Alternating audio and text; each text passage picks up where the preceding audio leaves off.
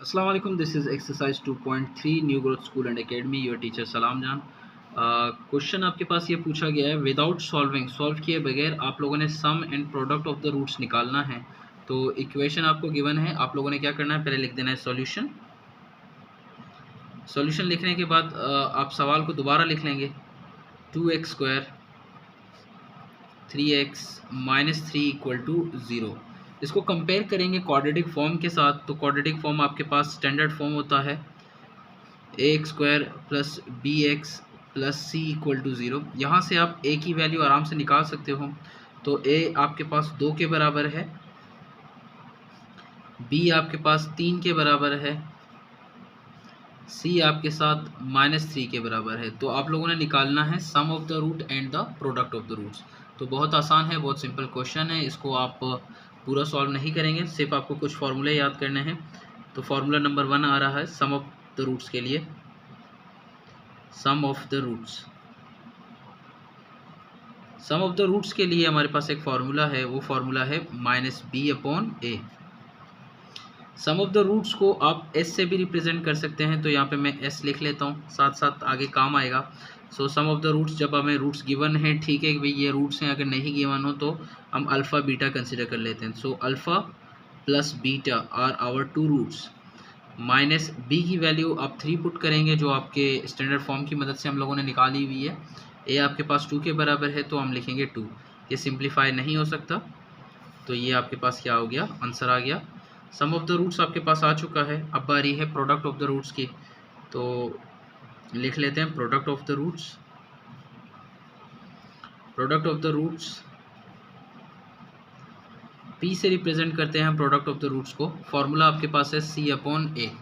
तो इसको सॉल्व करने का तरीका भी यही है, कोई रॉकेट साइंस नहीं है, बहुत आसान है। Alpha beta equal to c की जगह आप लिखेंगे -3, ये देखें लिखा हुआ है, और a की जगह आप लिखेंगे 2। तो ये आपके पास आ गया आंसर। क्वेश्चन नंबर 2 का पार्ट 2 है, स्टैंडर्ड फॉर्म के साथ कंपेयर करके a b c निकाल लिया हम लोगों ने। तो सम ऑफ द रूट्स निकालेंगे।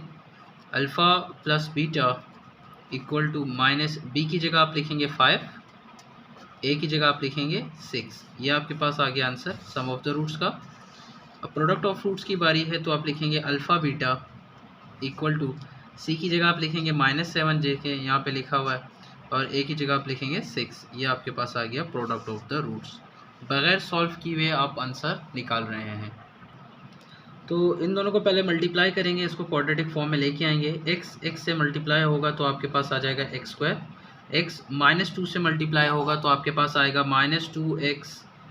9x से मल्टीप्लाई होगा तो आपके पास आ जाएगा 9x, प्लस माइनस माइनस 9 2 ज़ा 18 होता है।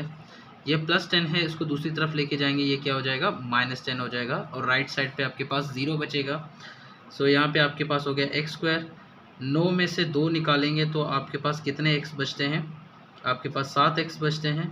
18 में से 10 मिलाएंगे तो आपके पास होंगे 28 = 0। तो बच्चों यहाँ से आप स्टैंडर्ड फॉर्म के साथ कंपेयर कराएंगे इसको। ax² plus bx plus c = 0। तो स्टैंडर्ड फॉर्म की मदद से तो हमारे पास वैल्यू आ जाते हैं। a की वैल्यू आपके पास 1 है, b की वैल्यू आपके पास 7 है, और c की वैल्यू आपके पास -28। तो a b c हमारे पास आ गए। अब सम ऑफ द रूट्स की बारी है। सम ऑफ द रूट्स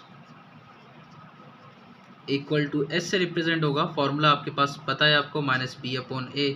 तो b की जगह आप लिखेंगे 7, माइनस वैसे का वैसा रहेगा, a की जगह 1 आएगा, तो आप यहाँ पे क्या लिखेंगे, 1। तो सम ऑफ द रूट्स आपके पास आ गया -7।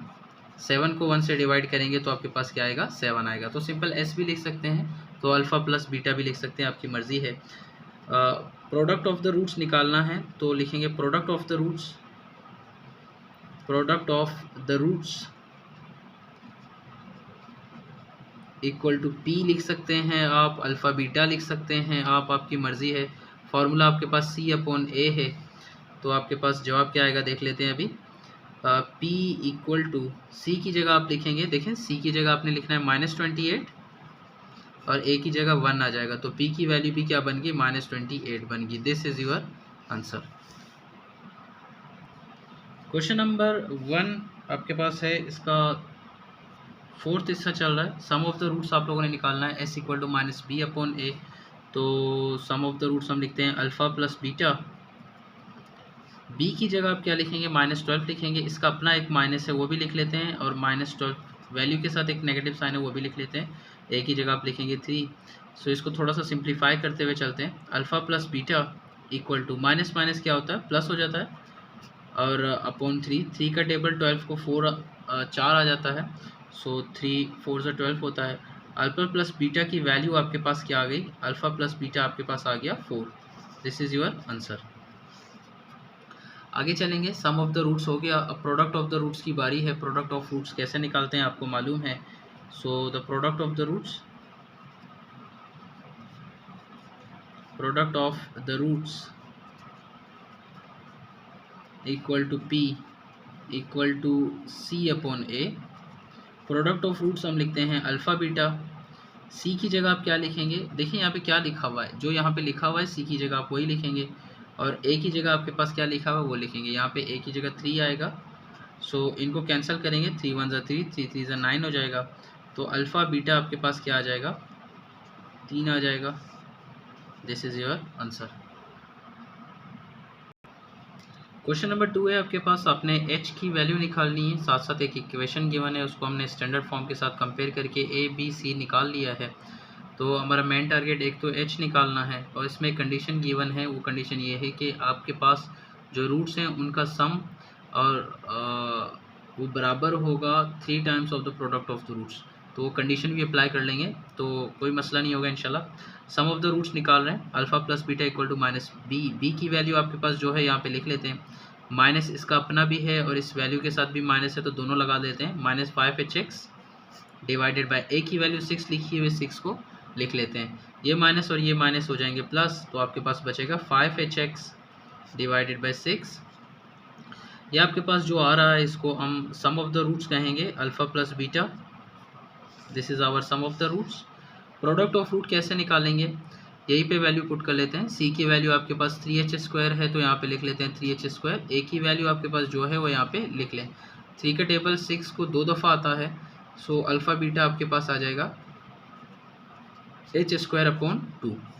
3 1 ज़ा 3, 3 1 ज़ा 3, 3 2 ज़ा 6। अगर किसी को नहीं समझ आई तो ये टेबल है। 3 1 ज़ा 3, यहाँ पे 1 बचेगा, 1 h² से मल्टीप्लाई होकर h² बनाएगा। 2 वैसे का वैसा आप लोगों ने लिख दिया। अब कंडीशन की तरफ चलते हैं सवाल के। कंडीशन हमें गिवन है कि सम ऑफ द रूट्स बराबर है product of the roots, 3 times of the product of the roots. तो हम लोगों ने लिख लिया, अल्फ़ा प्लस बीटा की जो वैल्यू निकली थी वो लिख लिया, अल्फ़ा बीटा की जो वैल्यू थी वो लिख लिया। अब इसको सॉल्व करेंगे।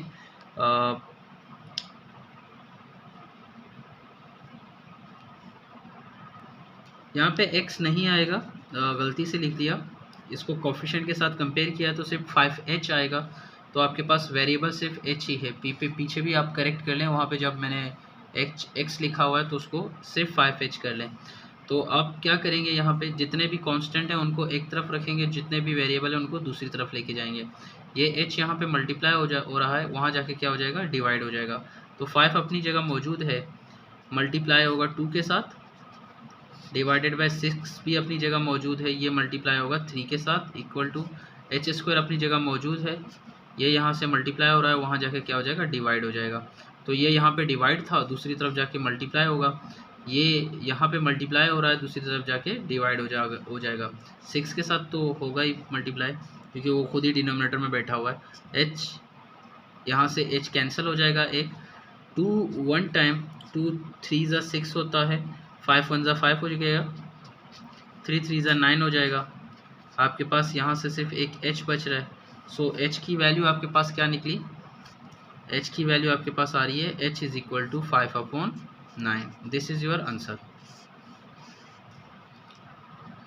प्लीज़ चैनल को शेयर कीजिए, सब्सक्राइब कीजिए अपने दोस्तों के साथ। अल्लाह हाफिज़।